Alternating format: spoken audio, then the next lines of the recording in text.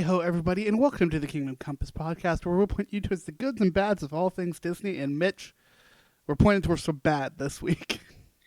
Look, I'm a techie. I will fully admit it. I work in tech. I have an affinity for Disney, their brands, their properties. It is a bad apple. I'm not gonna lie. Like there are a lot of ways in which this can be spun as a net positive, and I do want to get into some of the good and bad of what this means. But from the initial release, it's all bad. Oh, yeah. We'll be jumping into it, of course, as our main topic for this week's episode. We're going to have a little bit of levity on the front half, though. Kind of get ourselves into it. Maybe try to make ourselves feel a little happier before talking all about this week's topic, which is Disney's agreement with OpenAI. Oh, God. This sucks. But before we jump into that, housekeeping. Because we used to have some other content coming out that's still really awesome. First and foremost, hey, go check out our weekly series. We're back. That's right. We're Times two. We are doing 2 episodes right now. We have one up right now all about the first 5 episodes of the Mighty Nine over on Prime Video. Very fun episode. Highly recommend it. It's also my chance to finally go off on some Critical Role stuff. I feel like this has been bubbling for a while. You needed an outlet, and now you have it. You're welcome. We also just recorded and will be posting soon our episode on the first 2 episodes of Percy Jackson and the Olympians season 2. Something we're having a really good time with, and something that we highly recommend you check out. It is a really good episode, and honestly, just a very fun time. The last bit of housekeeping here is our shorts. It is the holiday season, and we've got a whole series of shorts right now, checking out some of the Christmas stuff in the parks. So go check those out as well on YouTube or their TikTok. Mitch, are we going to do the what you've been up to, or are we just going to skip right in? I feel like this isn't the right episode for that. This isn't the right episode for that. Part of me really wants to. We'll save it. We'll save it for the next one. It's fine. A lot of what we've been doing is related to the content anyway. It's Mighty Nine. It's Percy Jackson. Let's just rip the Band-Aid off. Let's just jump into the start of this one, coming directly from Disney's press release. The Walt Disney Company and OpenAI reach landmark agreement to bring beloved characters from across Disney's brands to Sora. The Walt Disney Company and OpenAI have reached an agreement for Disney to become a first major content licensing partner on Sora, OpenAI's short-form generative AI video platform, bringing these leaders in creativity and innovation together to unlock new possibilities in imaginative storytelling. And Mitch, right off the bat, they're lying to you, because there's nothing creative about OpenAI. I'm sorry. I hate this with a fiery passion. Okay, so to play devil's advocate a little bit, I do think there is some value as an enterprise. Thinking about Disney as an enterprise, as a global brand, as a global service provider, as a global experiences provider, there are a lot of valuable uses for the leveraging of large language models, LLMs, which is the backbone of all of these generative AI products. There is value in generating your own or building up your own model or leveraging a model that exists out there, and things like MCP for those in tech. Probably all you're hearing about right now, which is essentially an open web standard for systems, whatever they are, to interact with these LLMs in a way that can then be leveraged to perform some business task. I can see there being things like workflow automations, customer service automations, just ways to speed up or reduce the amount of manual labor required for certain business practices and procedures, that I could see a partnership like this being of value both for the customer and the corporation. It's when we get into the creative side of things, the artistic side of things, the content side of things, that I'm out. Yeah, I'm going to specify and reword a little bit of what you said for people who don't necessarily have tech knowledge. And explain, Mitch and I both have tech jobs. Mine falls more towards the entertainment side of technology, which means that I can say this in more of a layman's terms. Tech makes process AI makes processes easier. It makes Yeah. everything for how you're handling data work significantly quicker. That is where it is best used. Think about it this way. If you would normally reach out to Disney, we'll just use Disney as an example, with some problem related to your account, your billing, whatever around Disney Plus, you might talk to a chatbot. The chatbot might try to give you a bunch of things that aren't really useful, and then you end up having to either go on hold to reach someone through text or by phone, whatever it might be. A lot of what this tooling can enable for businesses of this MCP or model context protocol is to say, okay, we have this chatbot, but let's use the brainchild of these LLMs to, or the processing power behind these models that drive OpenAI, Gemini, Claude, all of these different AI based tools. Let's take that brain power, that computational power, that computer power, and apply it to these processes to make them better. So instead of waiting 4 hours on hold, you might wait 4 minutes because the people who are having to field those requests are less busy with other tasks that can be automated away. Yeah, I think what most people are seeing as AI at the moment is largely ChatGPT. It is essentially functionally using ChatGPT as Google. Honestly, I'm seeing a lot more Gemini and Copilot as Google just because those are ingrained into either the Windows experience or the Google experience. Yeah, those I think are used a lot as well. You've also seen this in situations like Grok on Twitter, fucking Twitter. And you see a lot of places where I have not used Twitter, I think, at this point in like 2.5 years. Yeah, Grok's just one of the well-known AIs at this point. I know. As much as I hate it, God, that name is god awful. Yeah, a lot of this is that. And I want to read through the bullet points that Disney has listed out on here. I think it is worth it for folks to read through Disney's entire press release here. I think a lot of it is jargon. A lot of it is, oh, we're going to do all of these wonderful, great, fantastic things. And a lot of it, frankly, is probably bullshit. But I do think it is good to know that. There's an entire paragraph in this, for what it's worth, that is just listing characters. And I mean, literally, it's like Mickey, Minnie, Lilo, Stitch. I'm like, okay, I'm good. I think an important part of this agreement too is that it's only 3 years, and knowing the speed at which tech moves, in 3 years' time, it might not be worth renegotiating this and just to move on. Because it does feel like there are elements of this whole Gen AI or generative AI movement that are a flash in the pan. Yeah, but let me hit these important parts here, because I think a lot of the focus of the conversation I've been seeing on this, and very rightfully so, has been on Sora. Unfortunately, not the good Sora. We will talk about Kingdom Hearts on a later date. So later in this episode, I'm sure. Look, I have a picture of Sora at the ready at all times. I know you do. In case anybody needs something happy. There you go, folks. There's something happy. Let's talk about something evil now. Okay. Here's the big major bullet points for the top of Disney's press release.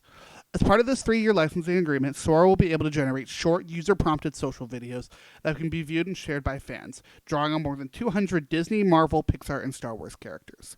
That, I think, is the big part that a lot of folks are talking about. As well as the second bullet point, agreement will make selection of these fan-inspired Sora short-form videos available to stream on Disney+. Generative AI in general is, I think, a subsect in the overall conversation on AI, but it is an incredibly important subsect of that conversation. But we have 3 more bullet points within this. The last one, which I think is the most self-explanatory, Disney's giving $1 billion to OpenAI. They kind of need it at this point. It's their equity investment. It's their agreement. Okay, makes sense. Third bullet point. Disney and OpenAI affirm a shared commitment to responsible use of AI that protects the safety of users and the rights of creators. And fourth bullet point. So they're giving themselves the ability to take down content that uses racial slurs and things like that. Yeah. Great. Love it. Alongside the licensing agreement, Disney will become a major customer of OpenAI, using its APIs to build new products, tools, and experiences, including for Disney Plus, and deploying ChatGPT for its employees. I think that is that particular one is the most okay. Disney's going to start incorporating some ChatGPT stuff into their back end, onto their actual business side of the corporation. That is the That's the least, piece of it that I think makes the most sense of this entire agreement. and I think that's what most of this agreement is for. Is frankly is for Yeah. that. They're using the Sora bit as advertising for various things. And look at this silly thing we made Lilo do. And look at Darth Vader being racist again, like he was in Fortnite. But ultimately, I think as a business, that is the only thing that matters. Of like, that is the only piece of consequence that should matter. I don't think it like they might use like it's really hard to find any workplace these days where folks aren't leveraging tools like this to some extent. And the fact that Disney has not or has not done so in an official capacity with any of these service providers is honestly surprising at this point. I'd imagine there were some tooling, and now they're basically saying don't use any of the tooling unless it's ChatGPT. Yeah. So this all came out to us on December 11th, 2025. For reference, we are recording this December 14th. 2025. I think this is the quickest we've gotten to a topic in a while. In a while, I was gonna say we have done things day of like D23 and stuff, but it's been a minute. So that said, let me read before we really jump into it. Let me read y'all another article that came out today from Inside the Magic. Not always the best source, but I think it's good for this. Horrifyingly offensive AI videos using Disney's IP are already appearing on Sora only a few days after signing $1 billion deal. It took no time at all. When this news came out, I told you I wouldn't be surprised if there was a whole bunch of bigoted racist stuff using Disney characters online by the end of the week. Guess who was right, Griffin? I'm going to read some of this, and it's going to be horrifying. Among the videos that people have created are Pixar-esque videos featuring Jeffrey Epstein as the main character, as well as a recreation of the Holocaust film The Boy in the Striped Pajamas, including a Pixar-style Adolf Hitler. There's also a Pixar-style video. I'm going to say before we move on from that, The Boy in the Striped Pajamas is a phenomenal book and a okay film, but that book is 10 out of 10 must read. Oh, absolutely.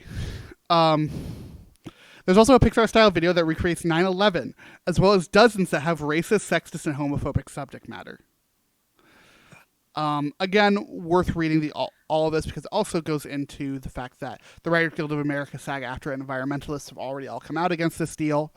Not entirely surprising. As should anyone that wants to buy a computer in the next 5 years, because the price of RAM has skyrocketed, largely driven by data centers investing more and more in AI infrastructure, which relies heavily on random access memory, or RAM, which is something that goes into every electronic device or computer that you own, including things like your Nintendo Switch, your phone, your everything.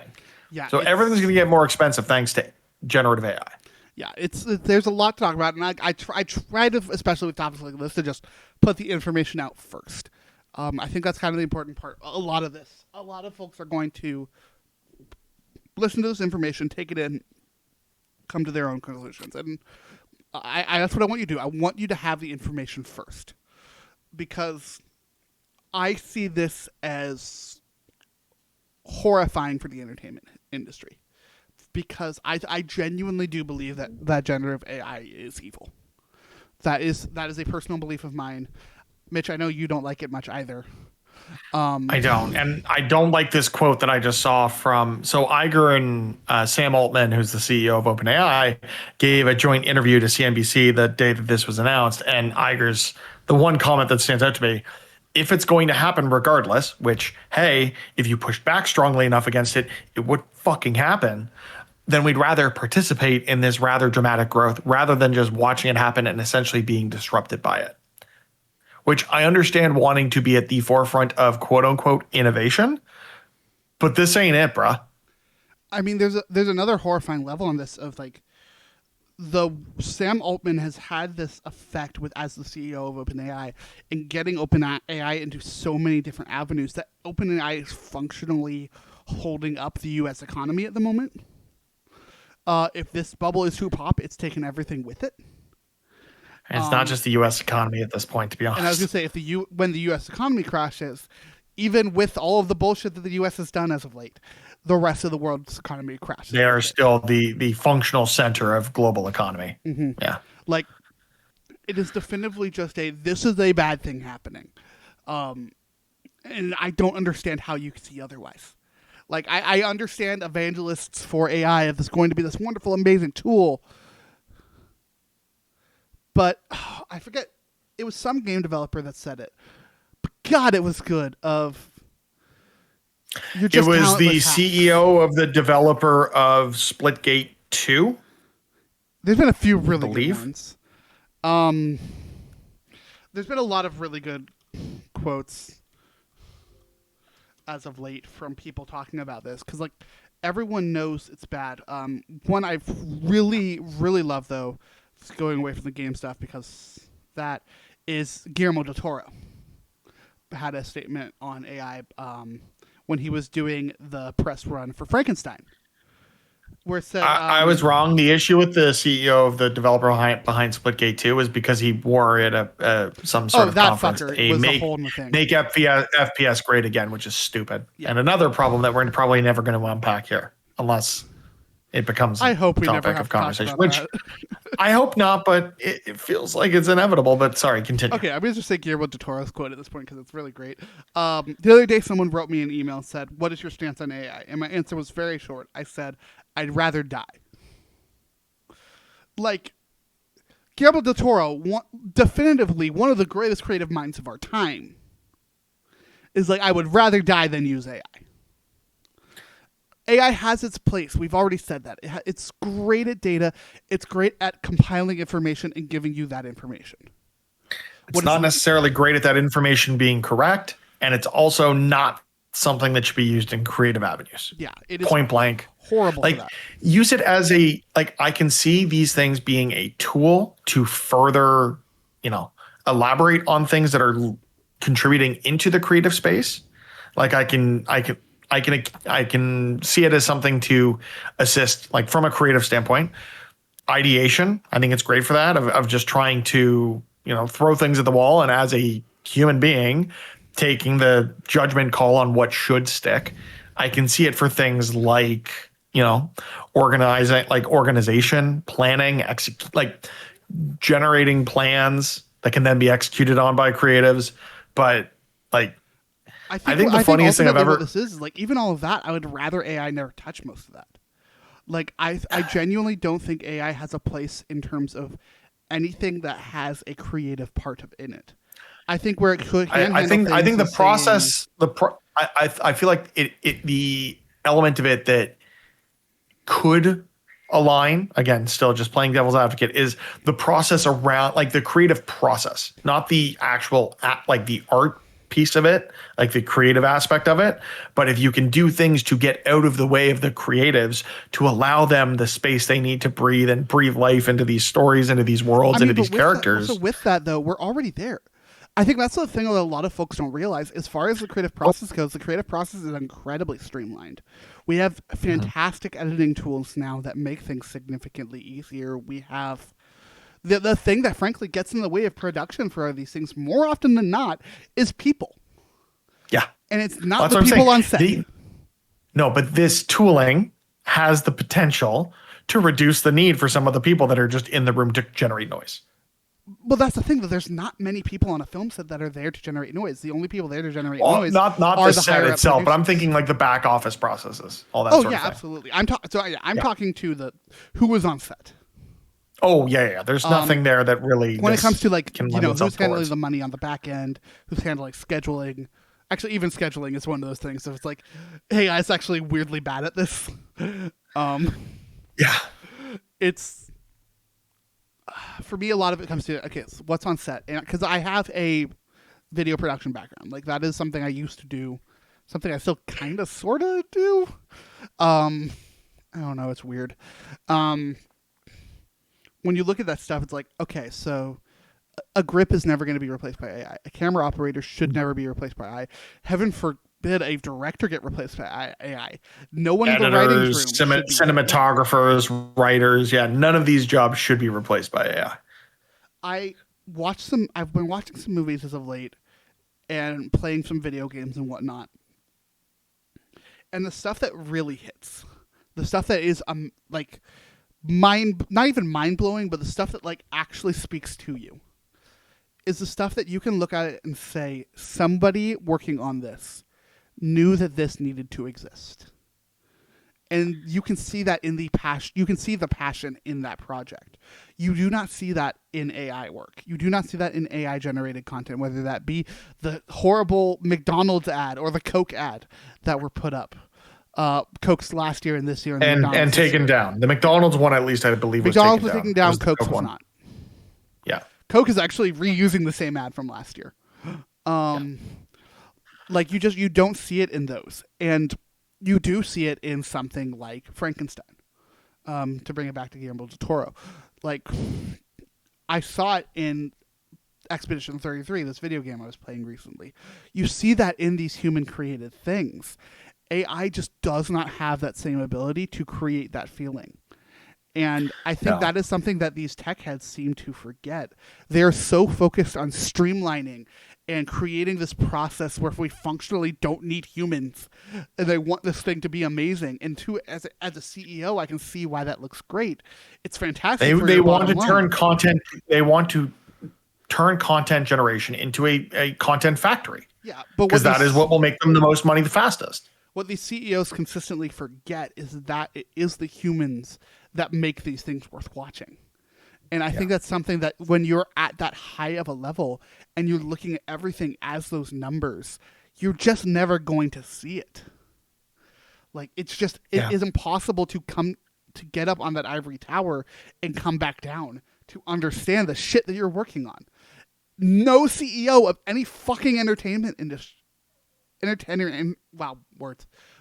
I'm frustrated. Entertainment company, thank you, has gotten off of their chair in their goddamn skyscraper to look at what they're working on lately. You see that with this Netflix, Warner Brothers, Paramount shit. You're seeing that with Disney right now. We've been seeing this with Warner Brothers for the last 3 fucking years. Feels like a decade at this point. Yeah, like so many of these people are like, no, we're going to just cut costs everywhere. What? Oh, animation takes money? Okay, fuck you. You're done. But they closed Nickelodeon. Yeah.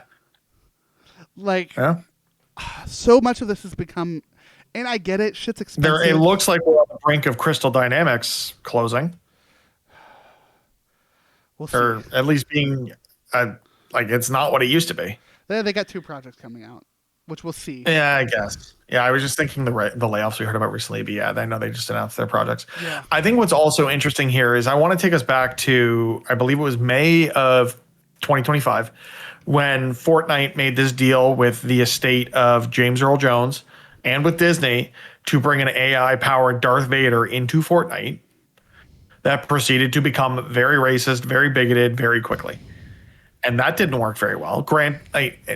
I'm not going to give them any slack. Yeah, sure, it was working on models that were lightweight so they could process faster to be able to be more real time with the player base, whatever. So it would, you train this thing and people trained it on awful, awful things. So it would say awful, awful things. And I think if I'm the estate of James Earl Jones, I don't want someone sending me videos of Mufasa doing unspeakable things or Darth Vader using a dildo-shaped lightsaber to do awful, awful things, which are people's minds are going to go to those dark places when they have access to this kind of crazy tooling. The reason that technology is ingrained in society, typically, and if you look historically, this is accurate, it's due to pornography. The VHS, the DVD, the Blu-ray, even modern internet doesn't exist without the use of these tools for unspeakable, ungodly things. And AI and generative AI is going to be no exception. So if I'm the family of James Earl Jones, I don't want to see these things. Zelda Williams, the daughter of the late Robin Williams, has had to ask people to stop sending her generative AI videos of her father as like, oh, this is what he would look like today if he was still with us. Oh, I'm sure you'd love. No, that kind of thing is traumatic, and that is not something a reasonable human being wants to see and or hear. So, can you imagine someone sending her a video of Genie with his dick out? Which I'm sure somebody please did. No. And I'm sure they will continue to do so. And it's going to, the human factor of all of these things is that there are human beings behind this art that is now going to be stripped away, given to this tooling. And sure, someone might make a really fun video of them running side by side with Lightning McQueen. Someone's also going to do a video of one of the planes from Planes, Fire, and Rescue flying into the Twin Towers. It's going to happen, and it's awful to think that people would do things like this. Well, to bring it back to the article from Inside the Magic, they already have. Less than 72 hours. 3 days. It's been 3 days. Like there is a joke amongst a lot of like internet people, of like people who make stuff that goes on the internet. And I think it was used in that the game development show on Apple TV. TTP. No, this is the joke. It's no, TTP. I know. I'm trying to remember the name of the show. Mythic Quest. Mythic Quest. It's TTP or that. TTD. Time to penis. Of how long does it take for somebody to make a dick?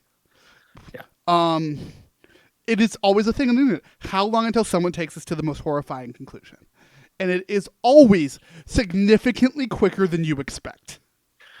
I mean, the first thing I text you when the news came out is someone is going to make a video of Magneto reading Mein Kampf or something horrific. And we've already got things about the Holocaust being generated with this tooling, with these characters. And that's awful and should not be happening.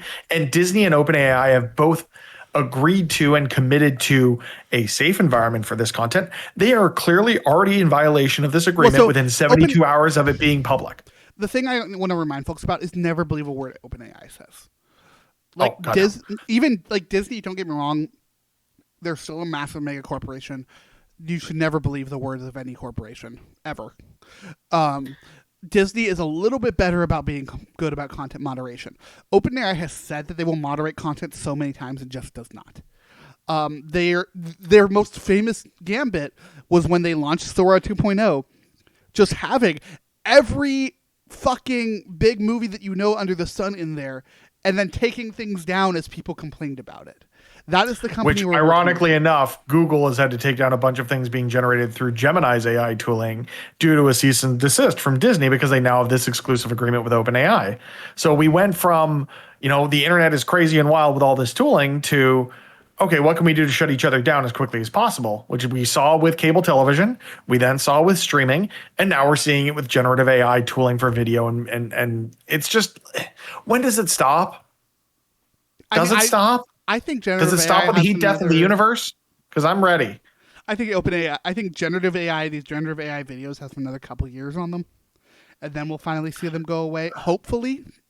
I honestly, every conversation I have with family or friends are, did you realize this video was AI? No way. Those cats definitely, all stood up on a chair together and like grabbed something from a top shelf by standing on top of each other's shoulders. Like, how could that be fake? I mean, my mom sent me a thing the other day, and she sends me a lot of these, and like, it's not her fault. My mom is not is not tech illiterate. My mom's actually very technologically smart, but she gets fooled all the time by these AI videos, and she'll send them to me like, "Oh, is this happening?" I'm like, "No, that's AI again." And it's a constant conversation we have to have because AI videos are good at two things. Deepfake, first off, just straight ass lying to you. Yeah. It's also real good at surveillance. There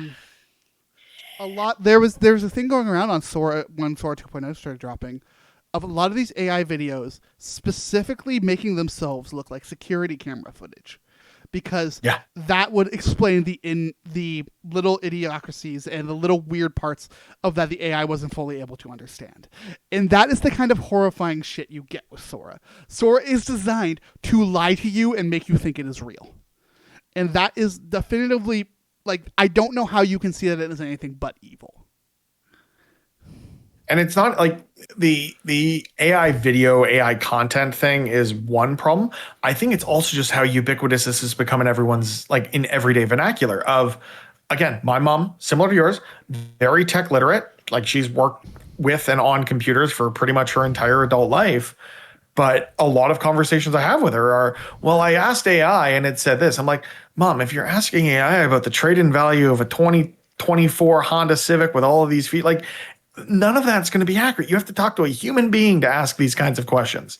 It can pull together whatever data it can, but at the end of the day, like, Humans have to make those decisions. AI can only take you so far. And a lot of the times it's just trying to fill in the gap. When I'm using this kind of tooling at work, which I do from time to time, a lot of the times when I'll use it and it does something that's wrong, and I straight up just tell it, you did that wrong. Oh, you're totally right. Sorry about that. I could say that for something it did right, and it still would believe that I was right and that it should change its entire approach. Yeah, None of a this friend of mine stuff was is recently learning. useful. A friend of mine, I've been trying to weed her off of it, but a friend of mine uses AI for everything. She uses ChatGPT for any and everything. And I've been telling her recently of like, hey, it is telling you what you want to hear. It is not helpful in Yeah. these regards, and she is slowly learning that over time. But it's kind of terrifying to see situations like that. I was chatting with my little brother the other day, and he was talking about how he uses it for school and stuff that is just like, no, absolutely not. That defeats the purpose of school. You are supposed Defeats the to. purpose of learning. There's a Like, thing that's I the saw problem with all of this the other tooling day in that was general, like, right? Is it's a shortcut. You're not actually learning anything through it, or you're not building anything out of it. there's a thing It's I saw where it was like 80% of papers in college are being written by ChatGPT, and I'm Mhm. like, then why are you going to school in the first place? so what I'm so something that I've been using it for regularly is um, interview prep. So when I'm conducting interviews, I'm trying to come up with new, different questions so that the folks aren't coming into our organization expecting the same question and the same answer that they can give every time by just Googling it, finding it on, Glassdoor and all these other job review sites. I'm trying to do something unique and using the tooling to do it. But in using that, part of the prompt is generate something that I can have a conversation with someone about. It doesn't have to be technically complex, but I need it to be done in such a way that it isn't something where you would go to a search engine, search it, and give me the answer. I need something that they can add context to, add layers to, add their own technical expertise to, as opposed to it just being, cookie cutter programming question off of any programming test website, interview prep book, whatever it might be. And I do think that there is a place for critical thinking that is rapidly eroding, both in education and in the workplace, because of this tooling. And when you say that a certain percentage of all papers are being AI generated, then I think what we need to do as a society, and specifically within education, is figure out what is the next evolution of papers. Because maybe papers have become this antiquated thing, or standardized testing has become this thing that, I mean, I think the it thing that really worries me needs to about the be. school side of it is that, like, yes, writing papers sucks. I think we've all agreed that since the minute that having to write a fucking paper for college became a thing. But what it was very good at is seeing how well you understood the basics, seeing how well you understood the context, and how you were wording that. And obviously, you can do that in a presentation or whatnot. But we're at a point where, especially, like, I think we talked about this a lot when we were talking about idiocracy, right? Of like, we are functionally getting stupider as a society right now. AI is helping with that a lot. It is people not realizing what the point was to begin with. And I think that is the big thing here, where it's like, why should I have to worry about that when I can type in a prompt to AI and never have to worry about it again? It is ultimately a problem. It is a critical thinking problem, and we need to ensure that we're not lapsing on that skill and relying too much on this tooling, because there have been, I don't know about you, but anecdotally, it feels like there are far more widespread internet outages these days than there were in the last 5, 10, 15 years. And I think a lot of that is, it is driven by a lot of these organizations that are responsible for a large chunk of the internet relying more and more on these tools. And when these tools are over leveraged and something like ChatGPT goes down because the service providers went down, or, I mean, I'm going to get really techie about this. And if you know, if something like Cloudflare or Akamai or any of these cloud providers in which, OpenAI sits their infrastructure on, if they're down in your region or they're down globally, if productivity goes to zero, someone's got to pay for that. And it's probably all these CEOs that we're bitching and complaining about. But what it's going to end up being is, well, we know we have a whole bunch of people that rely too much on this technology. Let's cut them and bring in folks that can either use it better or use it cheaper. And that's not the way to go. It's about understanding we're eroding the ability to think critically. And that is a scary proposition. I think the other part of this, to bring it back to like kind of the work stuff and whatnot, is that I think open or AI just in general is a CEO's wet dream, where it is, Hmm. what if I didn't have to pay people and instead could have a robot do it and get this, and hopefully in their minds, mind you, not in reality, get the same results. A lot of jobs, and what's ironic is that the jobs that AI could be handling the most are those upper Are the end CEO's jobs. CEO decisions. Um, People want to throw them like they've tried to throw AI at my job multiple times. I'm going to speak in incredibly generic statements here for the sake of what my work is, and I very much try to keep that separate from all of this. Um, a lot of what I work on though is inherently creative. It is animations and video. It is writing copy. It is determining what certain demographics certain users are using. Um, and there's been many times where my bosses have come to me and be like, "Hey, we want you to be incorporating AI into these things," and it just does not work. It is a thing where you need a human hand on this because an AI generated animation is not going to look the same as something a human No. did. It's not going to handle the same specificities that we have to be handling for certain things. We have a lot of AI image generation at our company, and a lot of it is, oh, here's inspiration, and then we will build the actual thing after that. And I think that That's what I was going to say is when it comes to copywriting or anything that is inherently creative, that kind of tooling can be really useful just for brainstorming ideation or having some sort of, you know, template or understanding tone and how tone can be presented in different pieces of copy. So even feeding something into it of like evaluate these for promptness, preciseness, levity, that can be helpful. But ultimately at the end, it has to be a human hitting that button and really finalizing what that needs to look like. But the tooling can, to an extent, the hard part of assist, that as but it can well, never do though, it 100%. is that brainstorming is a skill of its own. And it's actually something Mhm. that I think is incredibly important within a creative process because that's how you are able to get down to what is the core of the thing that you are working on. I think that is one of the most important parts of that process. And mind you, ask four different creatives about a process and you're going to get four different responses. Um, ask four video editors about a software, you're going to get four incredibly different responses. Everybody is different in that regard. But for me, like even brainstorming is such a specific thing of I am trying to come up with thing is, and sure they I have to use ChatGPT on it at work because we have mandates and they're asking us to do certain things. When I'm coming up with shit for this, I don't use a speck of it. I just throw shit at a wall and see what happens. And I love that part of it. That is the part of creativity that is fun for me. Um, I forget where it really originated, but it's something I'm sure you've probably heard a lot by now. But there was this whole idea, right, of I want automation to work and AI to work so that I can spend less time doing the stuff I hate and more time making art. I don't want Exactly. AI to be making the art for me, and then I have to go do the shit that I hate.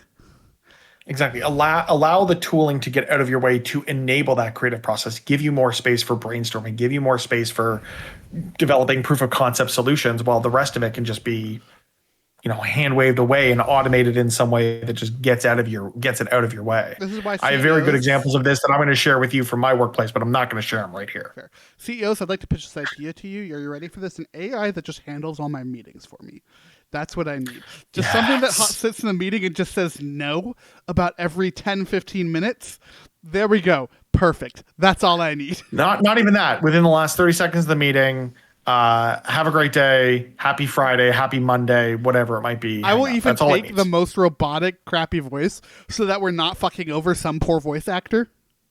Like, I will take. Or it's somebody that's already agreed to have their likeness used in ungodly. If you could have James Earl Jones dismiss himself from every one of your meetings, you telling me you wouldn't want that? If it is just for me, if this tool is just for me, I will personally record the lines so that people think I'm actually in these meetings.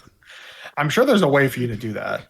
Obviously, I'm joking, folks, but genuinely, that's the kind of use case where it's like, okay, we'll use it for that shit. We won't use it for making a landscape painting. It's all of this is just frustrating. I recognize that everyone is probably frustrated by this. Normally I like to try to throw in like the positive spin at the end of these things of like, hey, don't worry, here's something good. I don't got a positive spin on generative AI. I'm sorry, I just don't. I mean, the positive spin is it's only a 3-year agreement. So by that point, maybe the flash in the pan is gone. It's only being used on the corporate side to do a bunch of like automation workflow stuff to get out of the way of the creatives to then do the creative stuff.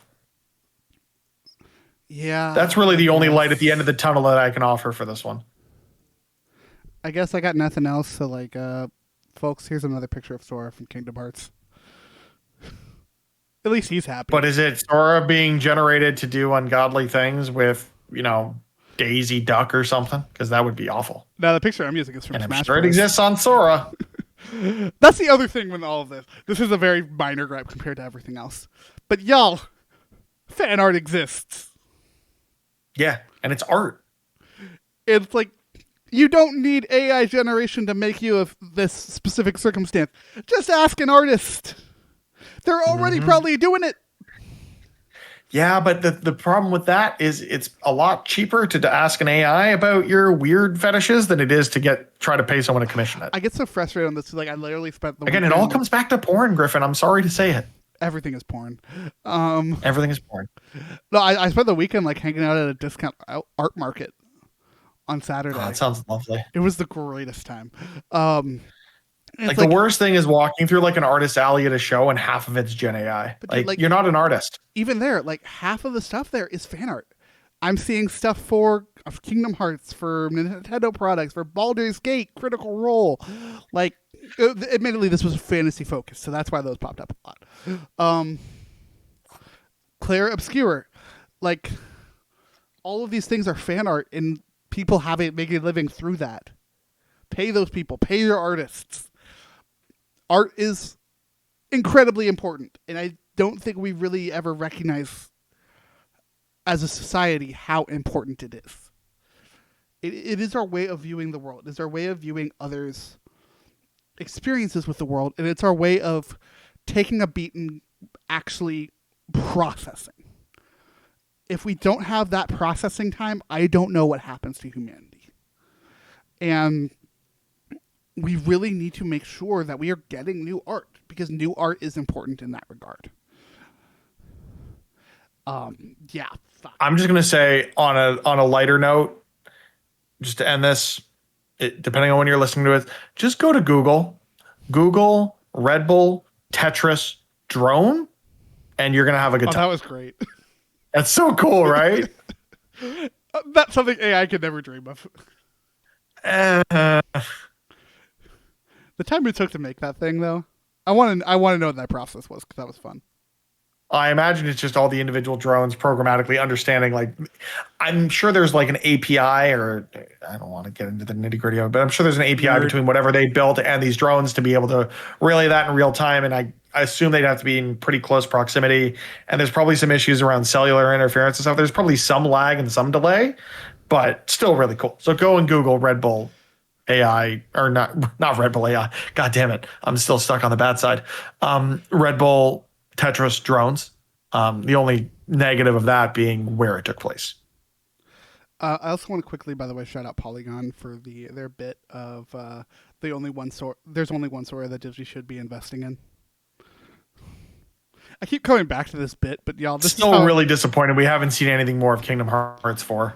Maybe it's coming out in 2030 like the new Old Republic game. look. I'm sorry I keep coming back to this bit, but genuinely, this bit is what's getting me through this episode. So y'all just gotta deal with it. But we're gonna wrap it there. We really should have started with this one and ended on the higher note in We terms of our recording really evening, should. but we didn't. And now I gotta go pet a dog or play with my son to, brighten my mood. I'm gonna cry at a video game. Um, That works too. of course, folks. Normally we have happier episodes. Normally we have topic-based episodes or review-based episodes. We do a lot of stuff on the show, and we would really appreciate it if you followed us on that show. I'll tell you what. Normally I'm like, hey, tell us what your thoughts are in the comments. Of course, that's always the case. Use our comments to vent on this one. Just go for it. Vent about your Feel free frustration. to scream into our void. It is there for you to scream into.